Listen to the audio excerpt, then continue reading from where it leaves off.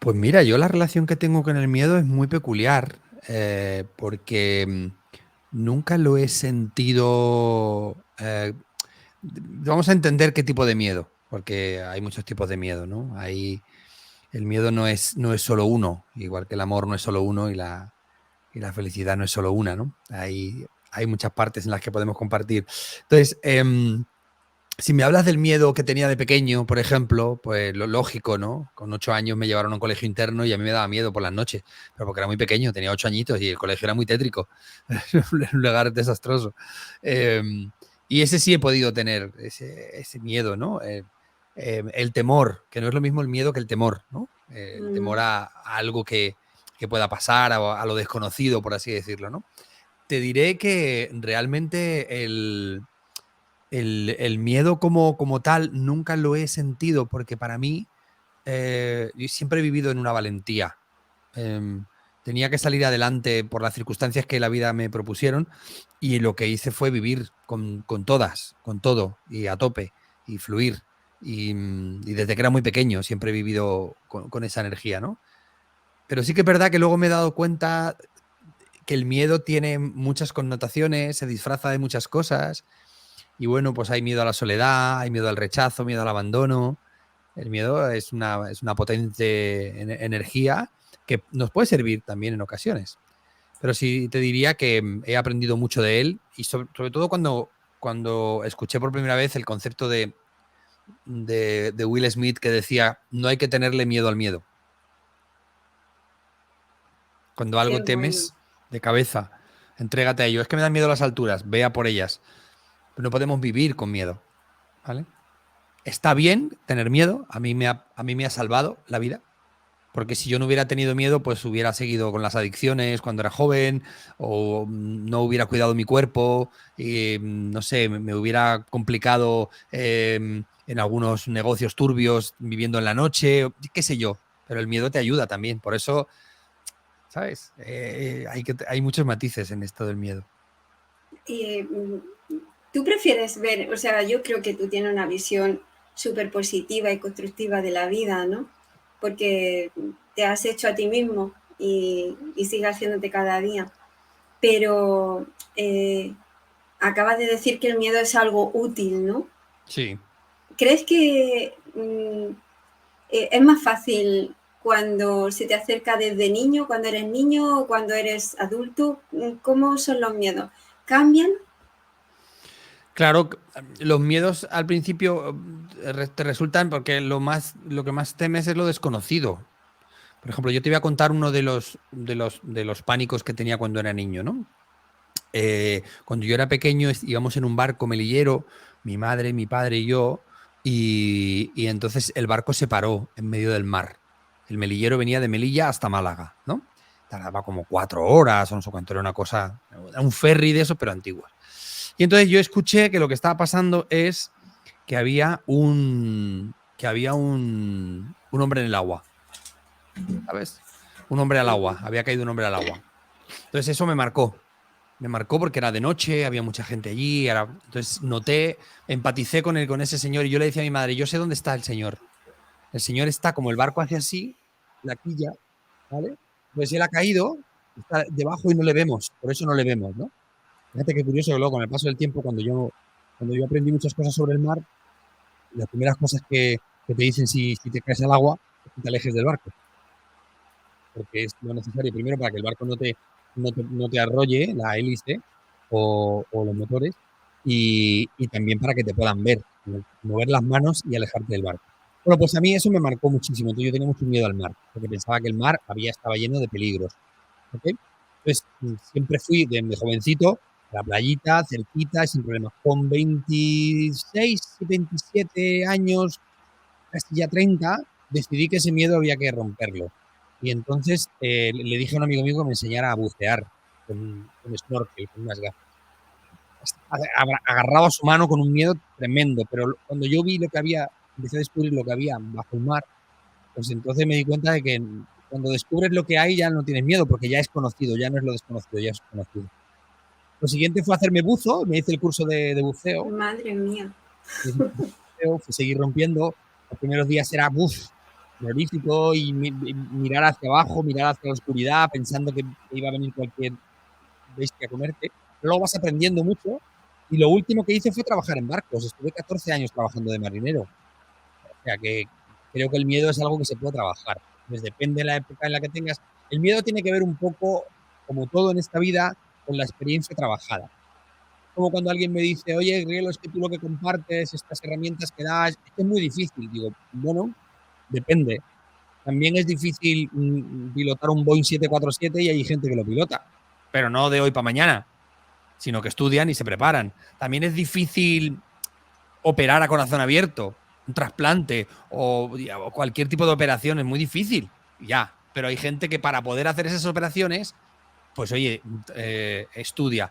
¿Es difícil tocar el piano? Es difícil tocar el piano. ¿Es difícil tocar el clavicordio, el violín? Es difícil, claro. Pero si estudias y te preparas, lo haces. Pues la vida es igual. Todo lo que te parezca difícil, estudio, entrenamiento, preparación, dedicación y ya está.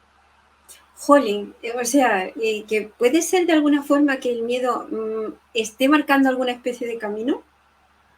Claro, si tú dejas que tus miedos puedan por ti, el miedo se puede generar muchas veces desde el ego, porque el ego lo que quiere es protegerte. O sea, este rollo que hay de la gente diciendo, hay que machacar al ego. No, hombre, no, vamos a ver, hay que coexistir con él. No me digas, o sea, el ego fue una parte de ti y es una cosa que tú no puedes eliminarlo, ¿me entiendes?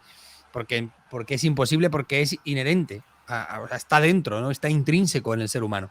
Lo único que hay que hacer es identificarlo y saber cómo funciona y cómo es. Entonces, el ego es egoicamente te va a llevar al miedo, te va a llevar al temor y te va a intentar proteger, ¿sabes? Entonces, por ejemplo, ¿tú sabes cuánta gente ha perdido el amor de su vida por tener miedo a perder el amor de su vida? Oh. Porque llegas, tienes miedo y empiezas a dudar y empiezas a desconfiar y el miedo te lleva a perderlo. Pero es el miedo a perderlo lo que te hace perderlo, no la pérdida en sí. No sé si me he explicado. Sí, totalmente. O sea, Claro. detrás está la confianza, ¿no? ¿Qué grado de qué es para ti confianza? Confiar, si confías en la vida, que yo creo que sí, pero ¿qué grado de presencia tienes esto en tu vida, Ángel? La confianza es básica. A mí esa gente que dice, a mí la confianza se la tienen que ganar. Bueno, en mi caso yo te la doy. Sí. Yo te la doy y te la regalo. Ahora, como la pierdas, ahí ya te va a costar trabajo encontrarla, porque la has perdido. Pero en principio no podemos vivir en desconfianza, o sea, no podemos vivir metidos en una nube, en una burbuja. ¿Entiendes? No cabe esa posibilidad. Porque cuando te proteges en una burbuja no entra nada, pero tampoco sale nada. Entonces estás aislado de todo. Y cuando digo no entra nada que te pueda hacer daño, ni tampoco nada que te pueda. O sea, no podemos vivir. A mí me dicen muchas veces, pero Ángel, con los años que llevas, por ejemplo, en el plano sentimental, las veces que lo has intentado, ¿no tienes miedo a volver a intentarlo? Digo, no, en absoluto. Tengo prudencia, como en todo. También sé que conducir genera accidentes y soy prudente. No tengo miedo a conducir, soy prudente. Pues procuro conducir con las cualidades, con las físicas adecuadas, ¿no? Con mis condiciones físicas adecuadas y todo. Entonces, la confianza es algo básico. Hay que confiar en que, primero, las creencias son muy importantes, querida. Entonces, si uno tiene unas creencias que le llevan al sufrimiento, pues claro, pero este personaje tiene unas creencias, que las creencias es algo muy personal. Lo que pasa es que en realidad todos son creencias de todo el mundo. ¿Sabes? O sea, nadie sabe. O sea, el que te diga, no, es que esto es así. Bueno, esa es su creencia. Y lo ha creído y así lo comparte. Todo el mundo, ¿sabes? Excepto las cosas que son científicas, porque hay ciencia que dice, vamos a ver, el cerebro funciona de esta manera, eso no es una creencia, es que funciona así. Pero si yo pienso que hay alma, que hay reencarnación, o que hay una conciencia universal, o que hay algo después de la muerte, eso es una creencia mía. Entonces, ¿yo qué hago? Creo en que si configuro un mapa de creencias que me hacen estar bien, para mí es perfecto. Que me hagan estar bien a mí y que no hagan daño a los demás. Para mí es perfecto. Porque ahí es donde me equilibro y eso es lo que quizá muchas personitas podrían buscar, ¿no? A ver, porque yo a veces intento compartir con con algunas almas que vienen un poco revueltas y cuando les hablas de lo transpersonal, ¿no? De lo más espiritual, ¡ah, no! Yo eso no. Digo, si cierras la puerta a una posibilidad de encontrar la paz y la calma y la serenidad, probablemente estás perdiéndote la oportunidad de poder sanar, aprender de qué manera vivir en este escenario que la vida nos propone, ¿no? Entonces, para mí la confianza es básica. Sí que es verdad que al desarrollar la intuición no hace falta tener miedo, porque ella te va a decir, por ahí no es. Qué bueno la intuición. Desarrollar la intuición. Claro. ¿Eso cómo lo has hecho tú? Es que la intuición es un don que tenemos los seres humanos. Para desarrollarla hay que estar muy conectado con la consciencia. ¿Qué es la consciencia? Aquello más elevado de lo terrenal, ¿no? Aquello que está en otro plano, en otro lugar, y que es el camino a sanar todo lo que la vida te haya puesto por delante y tú ya no has conseguido sanar. Entonces, en ese mundo de la consciencia, la intuición se desarrolla. ¿Qué hacen los seres humanos que no trabajan la intuición? Pues la suplen con el sucedáneo de la intuición, que es la suposición. Ese es el sucedáneo. Entonces, claro, como no me guío por la intuición, que está más acá, hago así y digo, ¡oh, la suposición! ¡Uy!